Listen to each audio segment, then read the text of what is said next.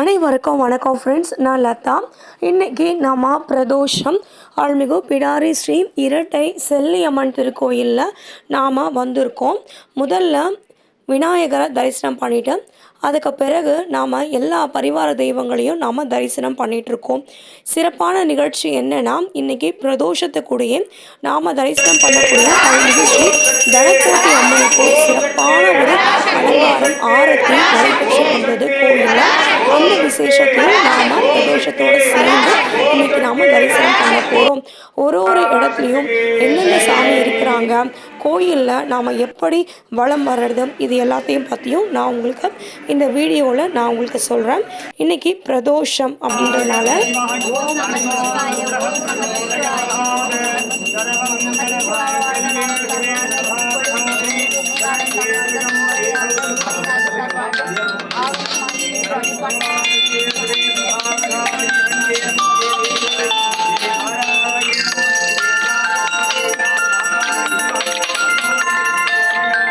பிரதோஷம் பூஜை முடிஞ்ச உடனே நிறைய அனௌன்ஸ்மெண்ட்லாம் பண்ணிகிட்டு இருந்தாங்க.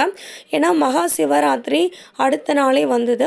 அதனால் மகா சிவராத்திரிக்கு பூஜைக்கு என்னென்னலாம் நைவேத்தியங்கள் கொண்டு வரலாம், அபிஷேக பொருட்கள்லாம் கொண்டு வரலாம், எத்தனை மணிக்கு 4 காலை பூஜைகள் ஆரம்பிக்குது, இதை பற்றினா எல்லா தகவல்களும் மிக அற்புதமாக நம்முடைய குருக்கள் எல்லாருக்கும் சொல்லிகிட்டு இருந்தாங்க. அதுக்கு பிறகு ஆரத்தி தொடர்ந்து நடைபெற்றது கோயிலில். இப்போது இந்த திருக்கோயில் அமைந்திருக்கிற இடம் இரும்புலியூர், கிழக்கு தாம்பரம், சென்னை 6,59,000. எப்போவுமே நம்ம பிரதோஷத்துக்கு சென்று நம்ம விளக்கேற்றி நம்ம வழிபட்டு வந்தோம்னா நம்மளுடைய தோஷங்கள் கஷ்டங்கள் எல்லாமே நீங்கும் அப்படின்றது தான். இங்கே பகவானுக்கு அபிஷேகம் பண்ண பால், அப்புறம் பிரசாதம், இது எல்லாமே கொடுத்துட்ருந்தாங்க. அதனால் நான் எனக்கு பிரசாதம் வாங்கிறதுக்கு நேரம் இருக்காது. இருந்தாலும் என்னுடைய பாப்பாவுக்காக நான் வாங்கினேன். என் பாப்பாவுக்காக நான் வாங்கி அதை நான் எடுத்துகிட்டு போகிறதுக்காக நான் நின்று நான் லைன்லேயே நிற்க வேண்டாம், நான் போனாலே எனக்கு கொடுத்துருவாங்க. அதே மாதிரி சக்கரை பொங்கல், கேசரி, பால், இது எல்லாமே, அப்புறம் அந்த பழங்களால் பகவானுக்கு அபிஷேகம் பண்ணியிருப்பாங்க இல்லையா, பஞ்சாமிர்தம், அது எல்லாமே கொடுத்துட்ருந்தாங்க. ஸோ நிறைய கூட்டம் கோயிலில் கூட்டம் எப்படியும் ஒரு 500 பேருக்கு மேலேயாவது இருப்பாங்க. அந்த அளவுக்கு பயங்கர கூட்டமாக இருந்துச்சு. எனக்கு கிடச்சது தயிர் சாதம் கிடச்சிது. தயிர் சாதமும் பாட்டி ஒருத்தவங்க கொஞ்சம் பால் எனக்கு கொடுத்தாங்க. பெருமாளுக்கு, அதாவது சிவபெருமானுக்கு அபிஷேகம் பண்ண பால் எனக்கு கொடுத்துருந்தாங்க. ஸோ அந்த பால், விபூதி, குங்குமம், மேலும் பிரசாதங்கள், இது எல்லாமே பெற்ற பிறகு நான் சாமி எல்லாத்தையும் நான் பொறுமையாக சாமி கும்பிட நான் ஆரம்பித்தேன். ஏன்னா நான் போனதே எனக்கு ரொம்ப லேட் ஆகிடுச்சு. எனக்கு முதல்ல நான் விநாயகரை தரிசனம் பண்ணிவிட்டு அதுக்கு பிறகு நான் பிரதோஷ பூஜைகள், அபிஷேகம், அலங்காரம், ஆரத்தி, இது எல்லாமே நான் எடுக்க ஆரம்பிச்சிட்டேன். ஸோ இப்போ நம்ம கோயிலுக்கு வர முடியாதவங்க எல்லாருமே கோயில் தரிசனம் பார்ப்பாங்க இல்லையா, நம்ம சாமி கும்பிட்டுட்டு பொறுமையாக நம்ம சுற்றி வரும்போது நிச்சயமாக அதில் சில வீடியோஸ் நம்மளால் பண்ண முடியாமல் இருக்கும். ஸோ அதனால் நான் பிரதோஷ பூஜைகள்லாம் முடிச்சிட்ட பிறகு அதுக்கப்புறம் தான் சாமி கும்பிடவே நான் ஆரம்பித்தேன். எல்லாருக்குமே முதல்ல விநாயகரை நான் தரிசனம் பண்ணிட்டேன். கோயில் உள்ளே நுழைஞ்ச பிறகு அதுக்கு பிறகு அழகு நாயகி அம்மன், இந்த அம்மன் இருப்பாங்க. இவங்களுக்கும் வெள்ளிக்கிழமைகளை பூஜைகள் நடக்கும். அலர்மேல் மங்கை என்ற எண்ணெய் பெற்ற தாயார், அவங்களுக்கும் பூஜைகள் விசேஷமாக நடக்கும் ஒவ்வொரு வெள்ளிக்கிழமையும்.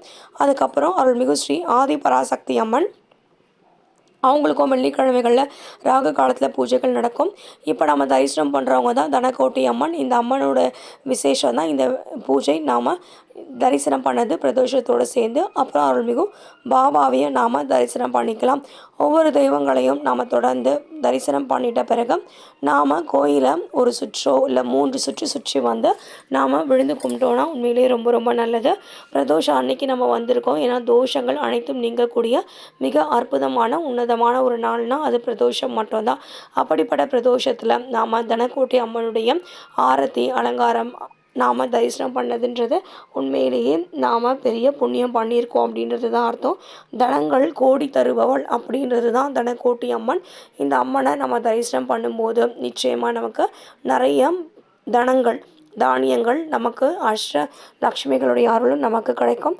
அதுக்கு பிறகு நம்ம கோயிலுடைய சென்டராக பார்த்தோம்னா நமக்கு வேல் சூலம் தெரியும். சூலம் இடது பக்கம், அதாவது விநாயகர் ஒரு பக்கமும் ஒரு பக்கம் முருகரும் இருப்பாங்க.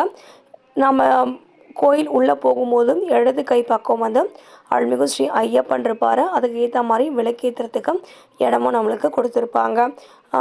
அதே மாதிரி இந்த சன்னிதானம் கருவறை அப்படின்றது நாம் அருள்மிகு பிடாரி ஸ்ரீ இரட்டை செல்லியம்மனுடைய கருவறை தான்.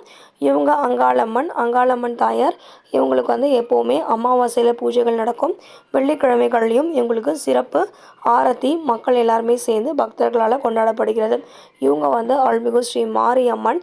இவங்களுக்கும் வெள்ளிக்கிழமைகளில் மிக அற்புதமாக பூஜைகள் நடைபெறும். இவங்க ஸ்ரீ பச்சையம்மன். இவங்களுக்கும் பூஜைகள் வெள்ளிக்கிழமைகளில் தினந்தோறும் வெள்ளிக்கிழமைகளில் நடைபெற்று வரும். இவங்க நம்ம பார்த்தோன்னா இந்த சாமி வந்து நமக்கு சுற்றி நம்ம வரும்போது இங்கே நம்ம சிவபெருமானை நம்ம தரிசனம் பண்ணலாம். அந்த சாமியோட பேர் வந்து சண்டிகேஸ்வரர். இந்த பக்கம் நம்ம வரும்பொழுது அருள்மிகு ஸ்ரீ வேதபுரீஸ்வரர் சமேத ஸ்ரீ வேதநாயகி அம்மனை தரிசனம் பண்ணலாம். அதே மாதிரி போர்டில் நம்ம பார்த்தோன்னா நிறைய எழுதியிருப்பாங்க. சிவபுராணம் எழுதியிருப்பாங்க. படிக்கிறவங்க அதை படிச்சுக்கலாம். நான் எப்போவுமே முருகப்பெருமான் இங்கே வள்ளி தெய்வானை சமேதராக இங்கே காட்சி கொடுத்துருப்பாங்க. துர்க்கை அம்மன் இருப்பாங்க. அதே மாதிரி அதுக்கு அடுத்ததான் நம்ம பைரவரை தரிசனம் பண்ணலாம். தேய்பிரை அஷ்டமி அந்த மாதிரி சமயங்களில் பைரவருக்கு தனியாக அபிஷேகம் அலங்காரம் பூஜைகள் எல்லாருமே நடைபெற்று வரும். இந்த திருக்கோயிலில் அருள்மிகு ஸ்ரீ ஆஞ்சநேயரை தரிசனம் பண்ணலாம்.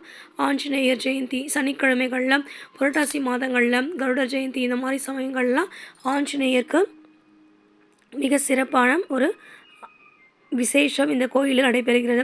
அடுத்ததாக நம்ம நவகிரகங்களை சுற்றி வரலாம். நவகிரகங்கள் நம்ம சூர்யாய சோமாய மங்களாய புதாயசம் குரு சுக்ர சனி பிரஸ்ய ராகுவே கேதுவே நமகன்னு நாம் இந்த நவகிரகங்களையும் நம்ம தரிசனம் பண்ணலாம். தொடர்ந்து நவகிரகங்களை 9 சுற்றி வரணும். ஒவ்வொரு சுற்றி வரும்பொழுது மனசில் வேண்டிக்கணும் நவகிரகங்களால் ஏற்படுகிற கஷ்டங்கள்லாம் மாறி நன்மை செய்யணும் அப்படின்றத நம்ம வேண்டிக் கொண்டு ஒவ்வொரு நவகிரகங்களையும் நம்ம 9 முறை நம்ம சுற்றி வந்தாலே போதும். இப்போ நம்ம அதுக்கு அடுத்தபடியாக நம்ம பக்கத்துலேயே இருக்கிறது ஸ்ரீ கன்னியம்மன். 7 சப்த கன்னிமார்கள் இருக்காங்க. ஸோ நம்ம அவங்களையும் நம்ம அடுத்து நாம் தரிசனம் பண்ணிக்கலாம். தரிசனம் பண்ணி முடித்த பிறகு பெருமாள் அருள்மிகு ஸ்ரீ வெங்கடேஸ்வரர் பெருமாள் வந்து நம்ம தரிசனம் பண்ணலாம்.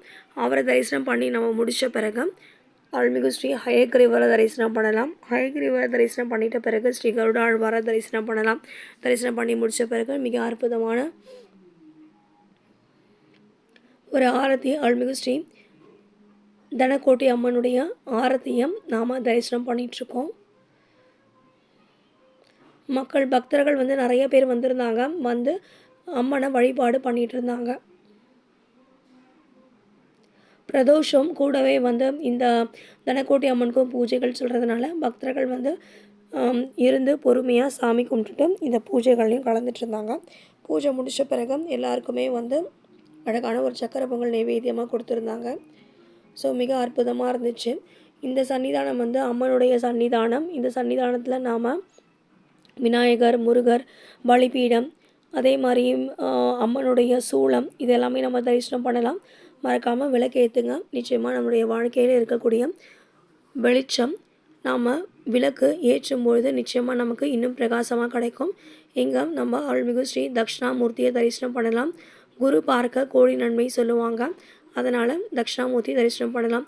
அதே மாதிரி மேல்மலையனூரில் அங்காளம்மனுக்கு எப்படி பூஜைகள் பண்ணுறாங்களோ அதே மாதிரி அமாவாசை தினங்களில் நம்மளுடைய பிடாரி இரட்டை செல்லியம்மன் கோயிலையும் பூஜைகள் பண்ணிகிட்ருக்காங்க. ஸோ நீங்கள் பூஜைகள்லையும் வந்து கலந்துக்கலாம். கோயில் சுற்றி நாம் தரிசனம் பார்த்தாச்சு.